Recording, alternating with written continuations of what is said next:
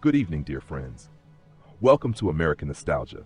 Tonight, we invite you to slow down and step back in time with us to a summer morning in 1963, where love was quiet and the sound of wooden clogs was the heartbeat of a home.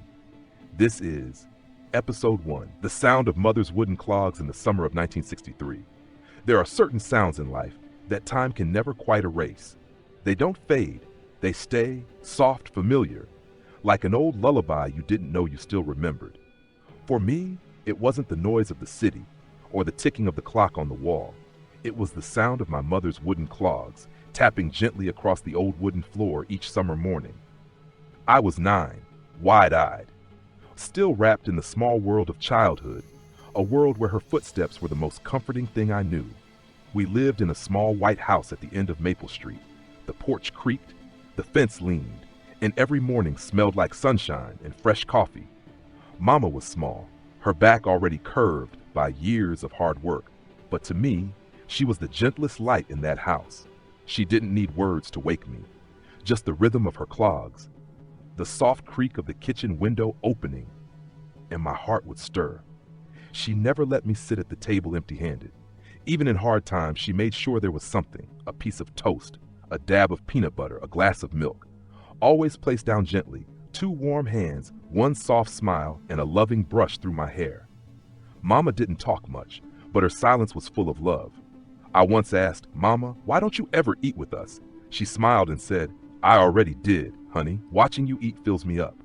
I didn't understand then, but now, as a father myself, I do. She always waited, always gave up her share, just so we could have ours. Her love wasn't loud, it was quiet. The kind that came with calloused hands, tired eyes, sleepless nights, and a warm cloth on your forehead when you had a fever. Rain, she ran to pull the clothes off the line. Hair soaked, clothes dripping, still smiling. When I brought home bad grades, she just touched my head and said, "It's all right, sweetheart. You'll do better next time." Her love was like the morning mist, silent, gentle, but it covered everything. My father, different, quiet, stern, like an old oak tree, a carpenter. His hands always smelled of sawdust. He rarely spoke, but when my bike broke, he fixed it the same day.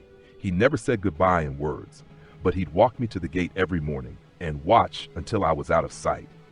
Once, when I was terribly sick, Mama stepped out for water, and I caught Papa at the foot of my bed, turning away to wipe his eyes.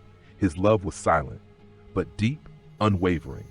I was raised between 2 kinds of love, one soft like morning light, the other strong like the wind at night. Summer afternoons were slow and golden. Mama knitting on the porch. I played with dirt and pebbles. Papa cleaned dust from his old radio. Elvis, the Drifters, Patsy Cline, their voices floated on the breeze with cicadas humming in the background. No color TVs, no gadgets. But we were never bored. Because when you grow up surrounded by love, you never feel like you're missing anything.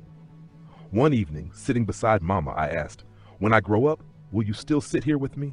She placed her hand on my head and whispered, "If you remember me, my love, then I'll always be here." Years passed. I left home, chased dreams. Mama passed when I was 31, quietly, like the wind leaving the trees after autumn. I've lived in bigger houses since, but none ever felt like home, the way that little white house did. Even now, some mornings I swear, I still hear her wooden clogs down the hallway. If you too remember the soft sounds of a mother's care, a warm kitchen, a gentle voice at dawn, please don't keep it to yourself. Tell your children, share it with your grandchildren, let it live on. Because someday, when life feels too fast, too loud, they'll remember the quietest thing of all, someone who loved them, walking softly into their morning, on a day long, long ago. And if this story touched something in your heart, if it reminded you of your own mother, your childhood, or a love that lived quietly in the background of your life, please consider subscribing to American Nostalgia. Leave us a comment, share a memory. Let's build a place where old stories can breathe again, and where love, in all its quiet forms, never fades. Thank you for watching, and until next time, may your heart stay warm and your memories close.